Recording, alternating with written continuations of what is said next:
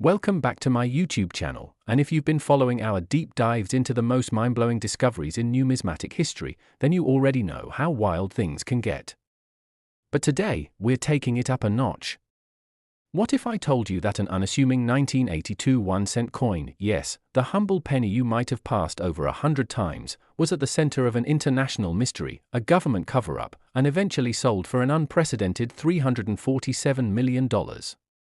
Buckle up, because this story is stranger than fiction, and it all starts in the least likely of places, a rural farmhouse in Nebraska. The year was 1996. A retired machinist named Walter Briggs had been living a quiet life on the outskirts of Lincoln. He was the kind of guy who still fixed his own tractors, read the newspaper cover to cover every morning, and collected coins out of habit more than passion. One icy January afternoon, Walter was sorting through a coffee tin of change that he'd been tossing spare pennies into since the early 70s. He didn't expect to find anything special. He never did. But something caught his eye, something odd about the texture, the color, and most importantly, the weight. This 1-cent coin had a date stamp of 1982. Now, if you know anything about coins, you might recall that 1982 was a transitional year for the US Mint. It was the year they switched from the heavier copper cents to lighter zinc-based ones. But the coin in Walter's hand didn't match either profile. It felt heavier than any penny he'd held, but it didn't quite match the copper weight either. It was denser. He didn't think much of it at the time, but curiosity got the better of him. He brought it inside, wiped it clean, and placed it on his kitchen scale. 3.17 grams, that number stuck in his head. It didn't match either the 3.11 grams of a traditional copper penny or the 2.5 grams of the zinc version.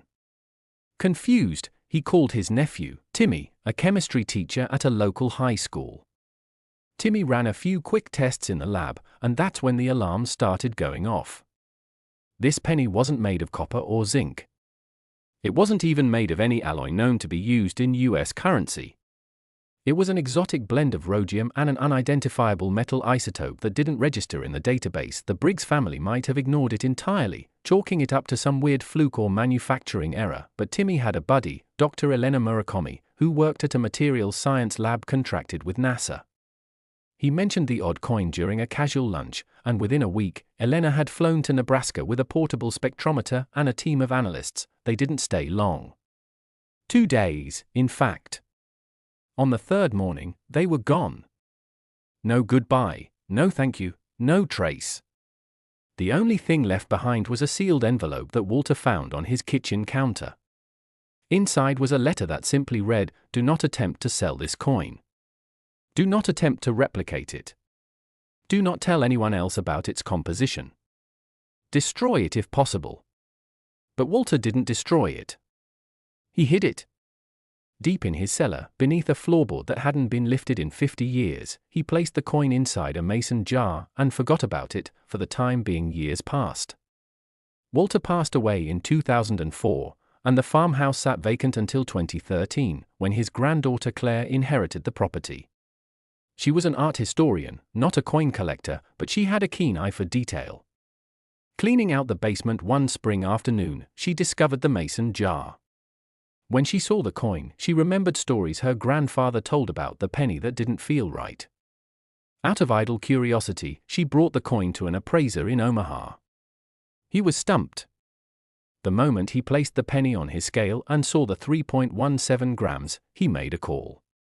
That call triggered a chain of events that escalated beyond anything Claire could have imagined. Within days, representatives from a private security firm showed up at her door, offering to purchase the coin on behalf of a client. No name, no credentials, just a number, $75,000. Claire refused. Something in her gut told her the coin was worth more. Much more. Word spread. Somehow, someone leaked a photo of the coin, and collectors from around the world started reaching out. But it wasn't just collectors. Former military officials, ex-intelligence agents, even retired astronauts. They all wanted to know one thing: where did this coin come from? Eventually, the truth, or at least a version of it, began to surface. In 1982, during a routine upgrade of the Denver Mint's facilities, a shipment of experimental metals was accidentally introduced into the production line. These materials were never meant to be used in circulation. They were part of a classified government experiment aimed at creating currency capable of surviving nuclear war, chemical exposure, and extreme magnetic interference. Only 7 of these experimental coins were ever struck before the anomaly was caught. All 7 were meant to be destroyed, but as often happens with bureaucracy, one slipped through the cracks. And that one coin? It somehow ended up in the pockets of ordinary Americans, eventually making its way to the coffee tin in Walter Briggs' kitchen. But here's where it gets even weirder. When scientists tried to recreate the alloy used in the coin, they couldn't. The isotope didn't exist on Earth. In fact, it didn't match anything in the periodic table. Some theorized that the metal originated from a recovered satellite fragment. Others believed it was extraterrestrial. The implications were staggering. If the coin could be reproduced, or even analyzed, it might unlock materials science decades ahead of its time. Defense contractors, aerospace companies, and foreign governments all became interested.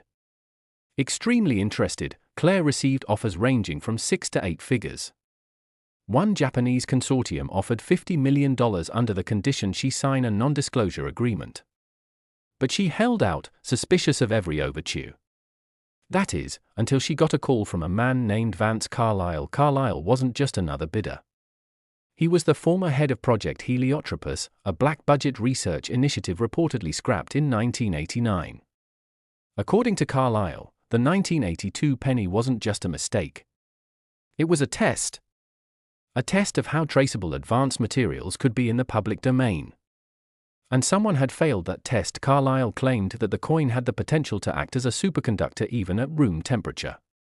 In theory, it could revolutionize energy transfer, data storage, and magnetic propulsion. But it also had another, darker application. In the wrong hands, it could be used to create undetectable surveillance tech or even a weapon. He urged Claire to sell it, quietly, to the US government, for her safety. She agreed to meet him in person, but when she arrived at the location, she found his car abandoned. Blood on the dashboard. No, Carlyle, panicked, she went underground.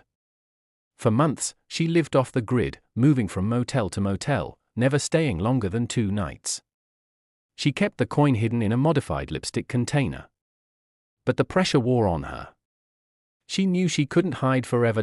So, she made a decision. Claire reached out to the most secure numismatic broker in Switzerland, a man known only as Alaric. Within 72 hours, a private auction was arranged in a fortified vault beneath the Alps. Attendees included royalty, tech billionaires, arms dealers, and at least 3 people using aliases linked to international intelligence communities. The bidding war started at $10 million and escalated rapidly. By the time it was over, the coin had sold for $347 million to an unnamed individual who paid in untraceable crypto assets and vanished without a trace. To this day, no one knows who the buyer was or what became of the coin. Some say it was dismantled atom by atom in a lab in Zurich. Others believe it was launched into space. A few believe it's now embedded in a secret prototype vehicle being tested in the Nevada desert, but one thing is certain, that single 1982 1-cent coin changed history, not just for the Briggs family, but for science, security, and the shadowy world of high-stakes numismatics. And it all started with a coffee tin on a cold Nebraska morning. Stay tuned, because stories like this are far from over. Next, 2002 D1-cent USA coin, where the truth is often stranger than fiction and the smallest details can unlock the greatest mysteries. Today, we're diving into a story that will change the way you look at pocket change forever. What if I told you that a single 2002 D1-cent coin, yes, a penny from Denver minted in a year many of us remember vividly, was once appraised and sold for an astonishing $531 million? That's not a typo. And the journey that led to that record-breaking sale involves secret mining operations, hidden codes, a lost Cold War project, and a young numismatist who almost threw the most valuable coin in modern history into a vending machine. The story begins not in 2002, but in 2009, in Tucson, Arizona. At the time, 17-year-old Marcus LeClaire was in his senior year of high school. He was bright, introverted, and obsessed with puzzles. Not the jigsaw kind, he loved ciphers, riddles, anything that involved unraveling mysteries. His grandfather had been a World War II cryptographer, and he passed down his fascination with codes to Marcus. Every Christmas, instead of toys, Marcus received books on encryption, classic codes, and brain teasers. One ordinary Thursday evening, Marcus was sitting at the dining room table flipping through a pile of change he'd dumped from a backpack. He had just finished a project on cryptographic patterns in US currency for his school science fair, and while he didn't expect to find anything unusual, one coin caught his eye. It was a 2002 D penny, Denver Mint mark, slightly off-center, with a strange texture to it. What really stood out, though, were what appeared to be microscopic lines etched just below the date. Not scratches, not intentional, deliberate markings that shimmered slightly under a magnifying glass. He showed it to his science teacher, Mr. Cotter, who agreed the lines weren't natural. They looked machined, like something etched with a laser. Intrigued, Marcus brought the penny to a local coin dealer, who immediately dismissed it as a modern fake or a botched novelty piece. But Marcus wasn't convinced. He scanned the coin at his school's lab using a borrowed electron microscope. What he saw made his stomach drop. The tiny lines weren't random, they formed patterns. Patterns that resembled the structure of a cipher. Specifically, a transposition cipher using a matrixed grid. He spent the next 3 nights translating it, and when he finally broke the code, he was stunned to discover a string of coordinates, latitude and longitude, pointing to a remote section of the Rocky Mountains in Colorado. Now, most teenagers would have laughed it off. But Marcus was different. He borrowed his cousin's truck and drove out to the coordinates with his dog and a bag of hiking gear. It took 2 days to reach the site, half of it on foot. When he arrived, he found what looked like an old, long-abandoned military outpost. Overgrown, rusted gates, no sign of life. But tucked behind the ruins of what was once a communications shack, Marcus found a sealed steel hatch, buried under pine needles and snow. He pried it open and descended a narrow staircase into the earth. What he found underground was something out of a spy thriller, a massive vault containing rows of lead-lined file cabinets, cold storage units still humming with power, and a series of locked drawers, each marked with obscure military codes and dates ranging from the late 1980s to early 2000s. Among the cabinets, he found a dossier titled Project Coppervale. Inside were blueprints for coin dies, memos from high-ranking Pentagon officials, and one chilling phrase repeated over and over: one coin to preserve the legacy. One to secure the vault. The documents hinted at a Cold War-era project involving the deliberate creation of a single coin embedded with encryption, to act as both a physical key and a data storage medium. The technology didn't exist in the 80s, but by 2002, advancements in nanostructures and materials engineering made it possible, just barely. According to the files, the 2002 D penny that Marcus now possessed was the only successful prototype.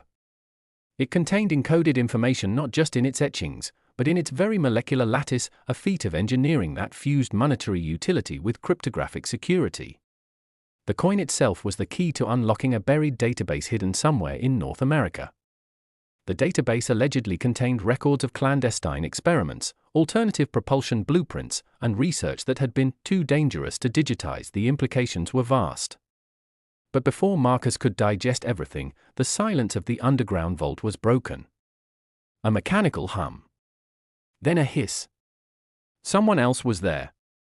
He grabbed what files he could, including the ones confirming the coin's identity and value, and made his escape. He didn't go home. He went dark. For 2 years, Marcus lived under different aliases, moving from town to town. Every attempt to verify the coin's authenticity brought men in suits to his doorstep, contractors, agents, sometimes posing as collectors. Once, in a hotel in Portland, he found a listening device under his mattress. He stopped using credit cards, destroyed his phone, and stayed offline. But during that time, he quietly reached out to a small network of rogue archivists, historians, scientists, and former intelligence operatives with an interest in lost technologies. One of them, a woman named Isabel Crane, worked in the shadowy world of rare artifact valuation. She verified that the molecular structure of the coin was impossible to replicate. She also discovered that the coin had retained information even through standard circulation wear. Its value, she said, wasn't just numismatic, it was technological, historical, and existential. She arranged a private auction, an underground bidding war held in Reykjavik, Iceland. The buyers weren't ordinary collectors. Representatives from multinational defense firms, former Soviet scientists, tech moguls, and even a Vatican archivist showed up. The bidding began at $100 million. Within 2 hours, it had skyrocketed past $500 million. At $531 million, the coin was sold to an anonymous bidder who arrived with a military escort and left on a private jet within the hour. What happened to the coin after that remains unknown. Some believe it was used to access the fabled Vault Zero, a hidden facility rumored to contain the complete archives of black budget experiments conducted during the Reagan administration. Others believe the coin was destroyed after the data was extracted, erasing all trace of Project Copperveil.as for Marcus. He vanished again. But years later, a rare coin surfaced at a security expo in Luxembourg. Not for sale, not in a display case, but shown quietly to a handful of high-clearance attendees. The host only said one thing: it's not just currency. It's a cipher. And it changed the world. And that, my friends, is the unbelievable tale of the 2002 AD penny that became the most valuable piece of money in modern history. But remember, change isn't always just change. Sometimes, it's the key to a forgotten chapter of human history.